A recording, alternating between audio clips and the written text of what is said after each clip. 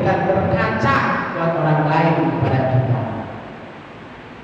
Nah, sekarang kalau kita di rumah berkaca, bercermin, kalau kacanya cemong, kotor, penuh debu, apa yang terjadi? Lalu muka kita itu bukan cemong. Yang tadinya wajah bapak-bapak, wajah pemuda, wajah ibu-ibu yang cantik, yang luar biasa, ketika bercermin kepada cermin yang kotor, apa terjadi? Lah kok kamu jadi begini? Kan begitu.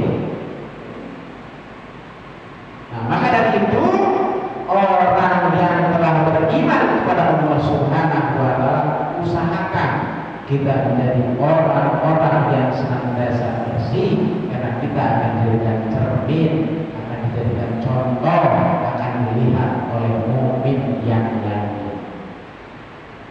Yang kedua, cermin harus berada di tempat yang terang, jangan di tempat yang gelap.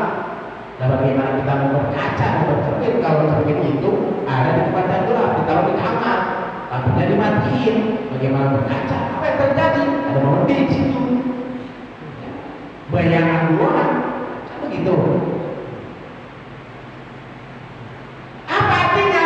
Kita orang mukmin yang mengakui beriman, menjalankan perintah Allah, menjauhi larangan Allah Subhanahu wa Ta'ala, harus eksis, berada di depan, tunjukkan keimanan kita, ketakwaan kita kepada Allah Subhanahu wa Ta'ala. Bahkan itu harus diajarkan kepada anak-anak kita, diajarkan kepada masyarakat kita yang ada di rumah kita. Itulah yang namanya mukmin harus berada di tempat yang benar. Tunjukkan dari ujung rambut sampai dengan ujung kaki bahwa kita adalah orang-orang yang beriman. Perilakunya, pembicaraannya, perlihatkan.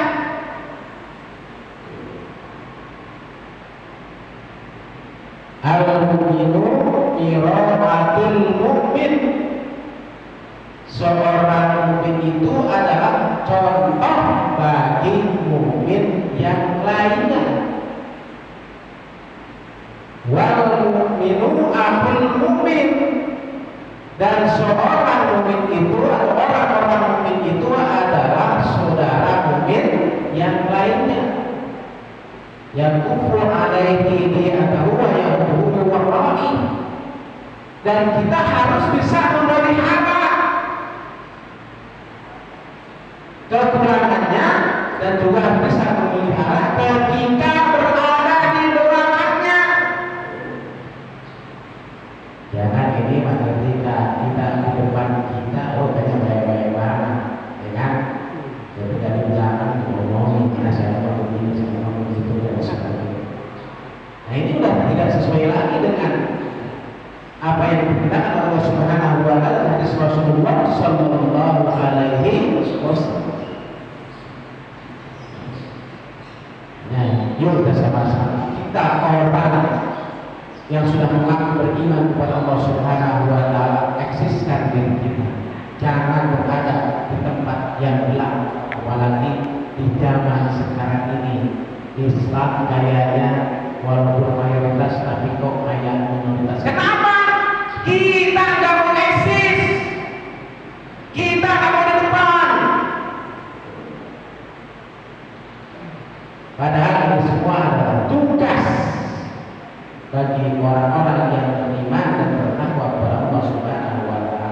Yang namanya eksis kayak gini bukan tugas Haji Ansori doang, bukan tugas Haji Ahmad Jaidi doang, bukan tugas Ustadz Deden doang, bukan Ustadz Haji Marwan doang, bukan Ustadz Sapi doang, bukan Ustadz Jayadi doang.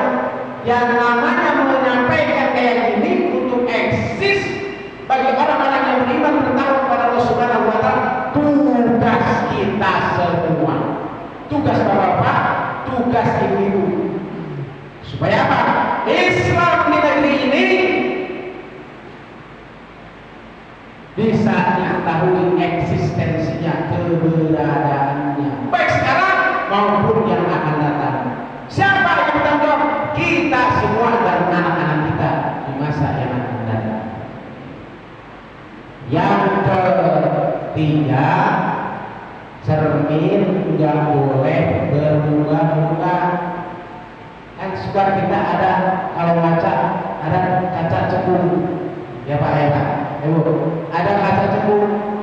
Nah kalau kita berkaca kepada kaca cembung bagaimana? Lah muka kita menyon sono menyon sini, kagak pulang muka. Ya wajah kita Ibu ya. Coba Ibu berkaca sama kaca yang cembung. Lah apa ibunya jadi menyon sono menyon sini. Lah wajah Ibu bagaimana sih bentuknya? Gitu. Nah, orang yang beriman, orang yang menjalankan perintah Allah, orang yang menjauhi larangan Allah Subhanahu wa Ta'ala, jangan seperti itu. Jangan seperti cermin yang seperti itu. Menyon sana, menyon sini. Tadi saya bilang istiqomah, teguhkan kemudian ketika kita sudah mengakui Allah sebagai Tuhan kita. Yang terakhir, cermin enggak boleh retak, enggak boleh pecah.